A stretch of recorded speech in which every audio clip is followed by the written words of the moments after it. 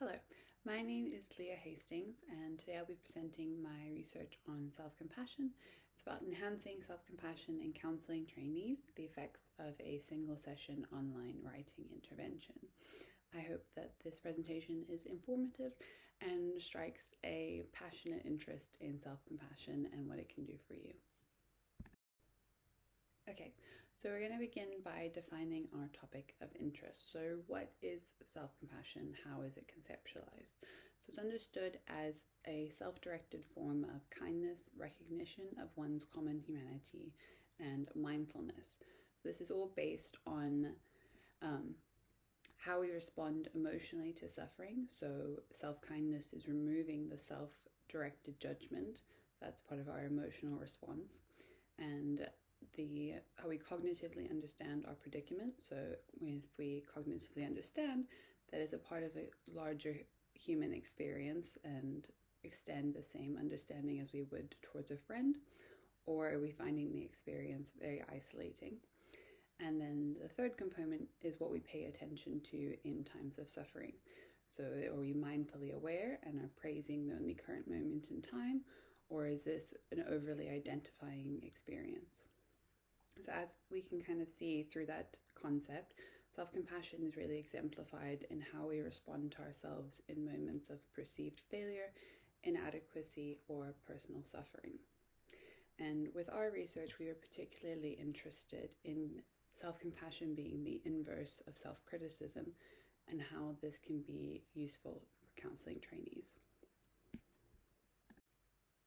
So with that basis of understanding the three components and how self-compassion is beneficial in times of suffering, why does this then matter for counselling trainees?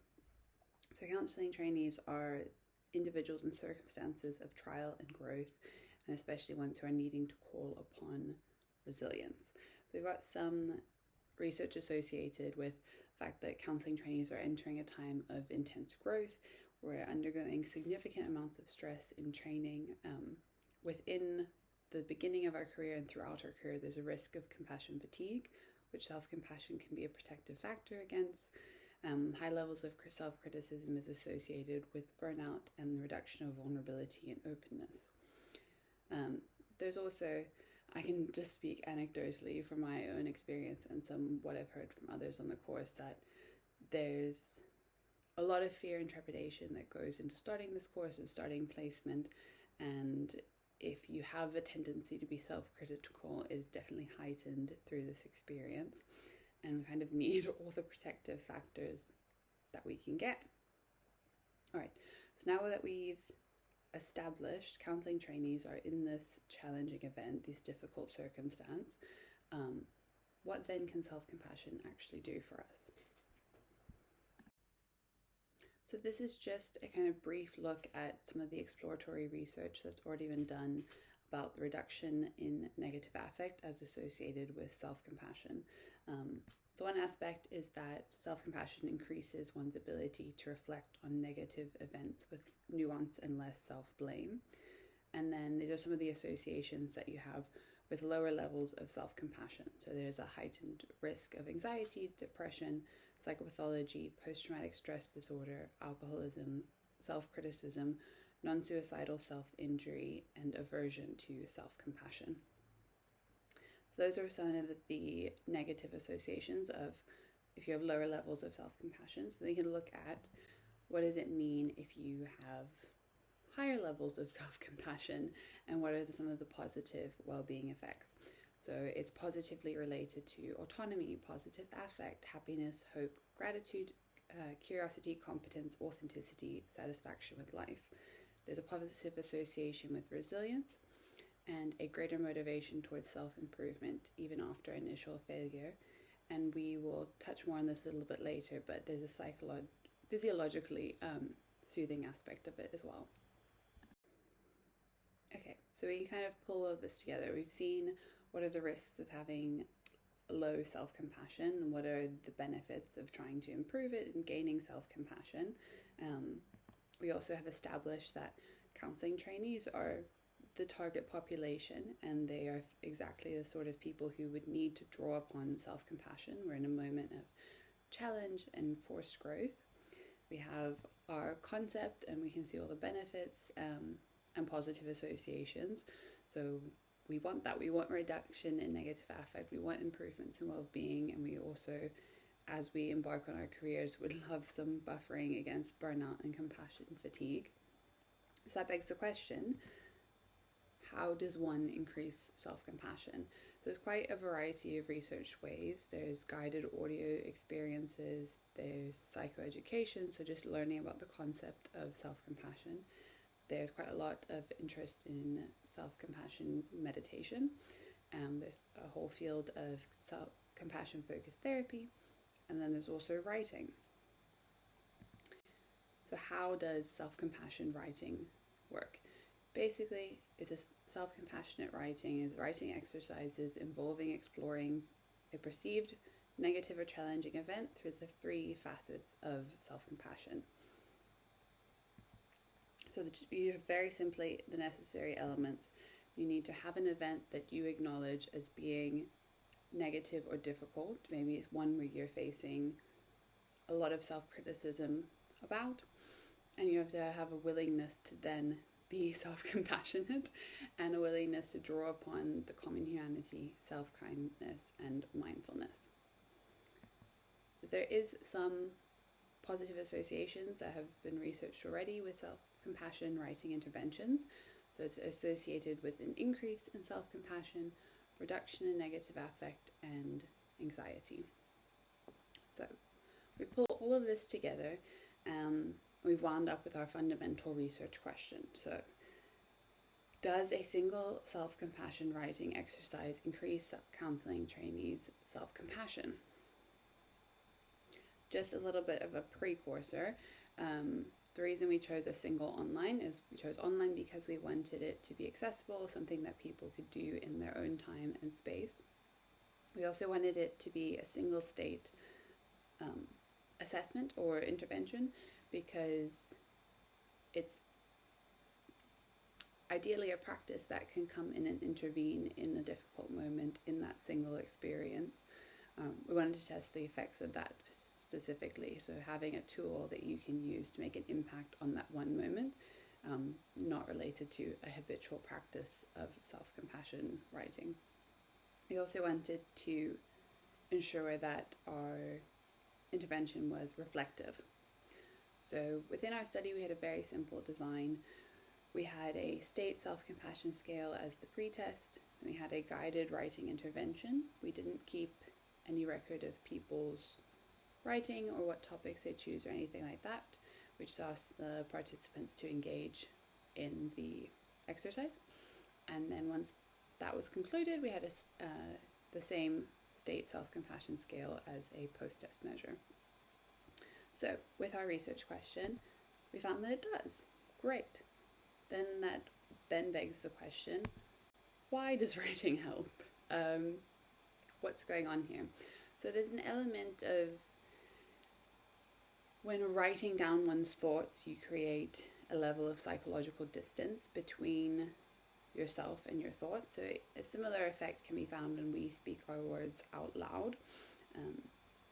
Part of this is it disrupts rumination, which is associated with self-criticism. So reducing rumination can be associated with the reduction of self-criticism. And I think when you look at the second point, halts the internal narrative of self-consideration. If you consider someone who has very hamster wheel-like thoughts and you're spiraling, and it can be very hard to get out of that spinning process and those thoughts. When we write our thoughts down, it extracts them from that wheel, and we're able to break out of that cycle and end the rumination. There's also a level where writing activates the body's soothing appraisal system. So this concept is based that we have a threefold structure of human motivational systems. So the soothing system is associated with the activation of the parasympathetic nervous system. So self-compassion and writing in this manner can activate your soothing system, whereas Self-criticism would activate threat and protection systems, leaving you feeling physiologically stressed and lacking in the ability to rest or seek safety.